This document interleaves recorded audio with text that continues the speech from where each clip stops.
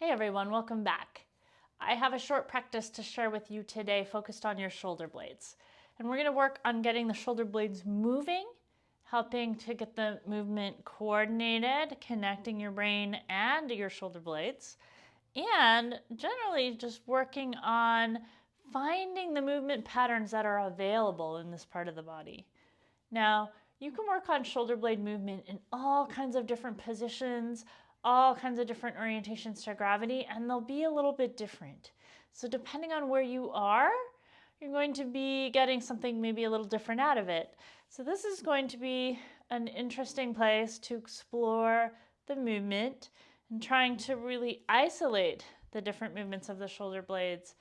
So we're going to come onto a side lying position. You're going to need something to support your head, blanket, pillow, block, something like that. And some people might like to have another blanket or pillow to put in between your legs. So we're going to come and lie down. You're going to lie on your side. Ideally, you're going to support the head with something more or less in line with the neck. It doesn't have to be perfect. Now, this top arm here is the one we're going to be working with. So we're going to be working with the shoulder blade in the back of your top arm. You can do different things with this arm position if it's comfortable for you. My suggestion is to have the upper arm alongside the body and then just to let the hand relax in front of your body. If you're getting any discomfort in the knees, hips, the low back area, you might try putting something in between your knees as well. So if this position of the arm doesn't feel good for you, feel free to experiment and try other things. But this one can be particularly helpful for what we're going to be doing today. So you're going to start by just taking a few breaths to settle in, feeling what you feel, noticing any sensations. And start to bring your attention to the area around this top shoulder blade. So picturing, feeling, imagining your shoulder blade on your back. Notice any sensations in the muscles around the shoulder blade. Just tuning in. And then the movement we're going to start with here is elevation. So you're moving your shoulder blade up towards the top of your shoulder. Sometimes we think about shrugging the shoulder to the ear and it's more of an angled movement. So for today, we're going to think about going straight up towards the top of the shoulder. So you're going to elevate the shoulder blade towards the top of the shoulder, and then you're going to let it come back to the starting position. And that's it. Super small, easy movement here. Shoulder blade up towards the top of the shoulder and back to the starting position. And as you do that, you're going to notice how that feels. You're going to notice, does it feel hard to move the shoulder straight up without it moving in other directions as well? And notice, are you using your arm? So are you pushing the shoulder blade up by leveraging the arm? And if you are, can you keep the arm a little quieter so that you're moving the whole shoulder blade straight up? And sharing that work a little bit more through the top of the shoulder. And then we're going to let that rest. We're going to do depression next. So if you were wearing pants with a back pocket, you're going to think about sliding your shoulder blade down into that back pocket.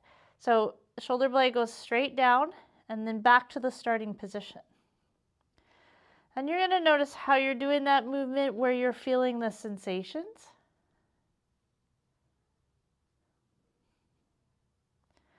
Seeing if you can find an easy movement here.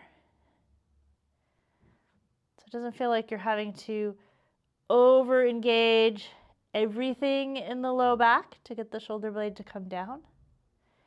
See if you can feel a nice even movement through the shoulder blade as you're coming down towards the back pocket. And notice if you're primarily pushing with the arm, see if you can let the arm be a little quieter. Yes, there's some arm involvement when the shoulder moves. See if you can let the arm be a little quieter and just find a nice even amount of work through this whole area as you bring the shoulder blade down. And you're going to let the shoulder blade rest. And then we're going to think about drawing the shoulder blade in towards the rib cage.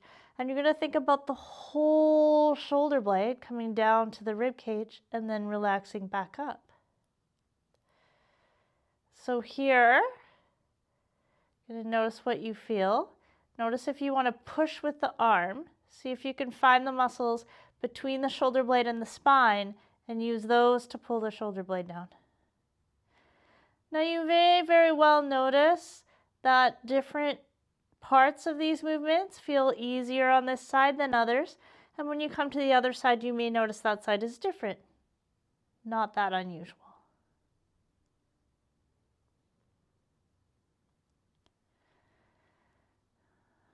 So then you can let your shoulder relax again.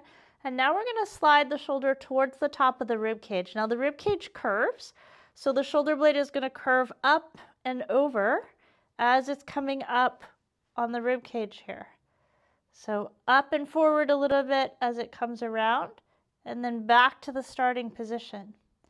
Notice if you're using the arm, leveraging with the arm to pull, see if you can keep the arm relaxed.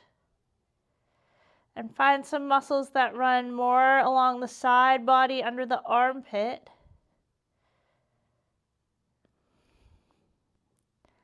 Letting those do more of the work.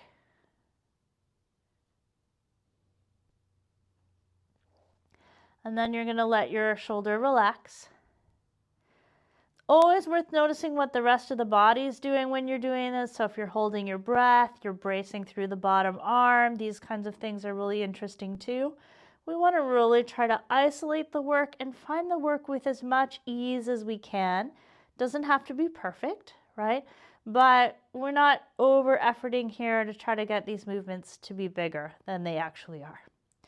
And then we're going to try like a clock-like movement. So if you think about a clock on your shoulder blade, 12 o'clock's the top of the shoulder, 6 o'clock is down towards the back pocket, and then you have 3 o'clock in towards the spine, and 9 o'clock out towards the outer rib cage. Or you might find for you the clock is oriented differently if you're lying on your other side, or just if you want to orient it the other way around. It's not really that important how that clock is oriented, right? We're just going to go around those 4 quarter hours, so 3, 6, 9, and 12. Finding those movements, moving your shoulder blade around those cardinal points, and noticing where it's hard. See if you can smooth those movements out a little bit.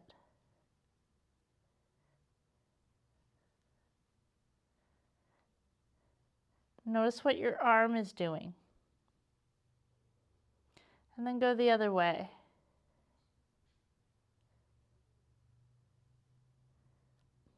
Doesn't have to be perfect.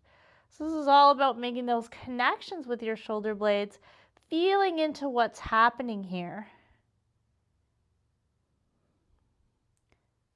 Finding as much smoothness, as much coordination as you can.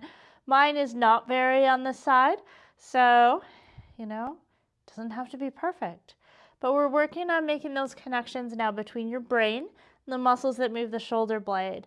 Getting that whole movement pattern a little bit more connected for you so that you can have more choices in how you use your shoulder blades as you go through your daily activity. Once you're done, you can let that shoulder rest. Taking a few breaths here to notice how you feel.